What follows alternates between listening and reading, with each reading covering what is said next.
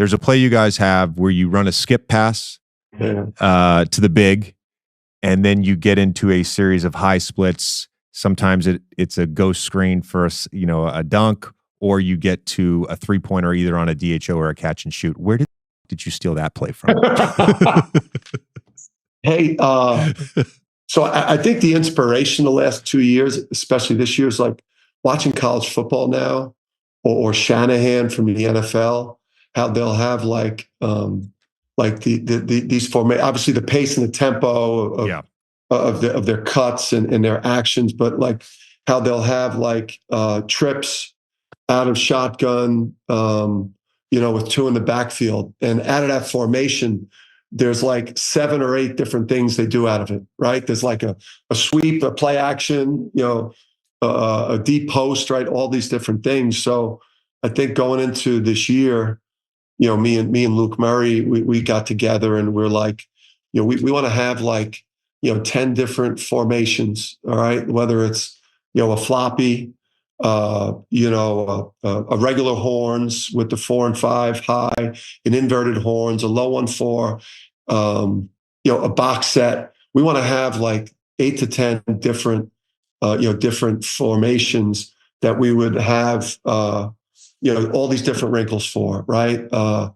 Something for a shooter, whether it's like a, wide pin or flare rescreen, or, a jet, jets for us, which are staggers.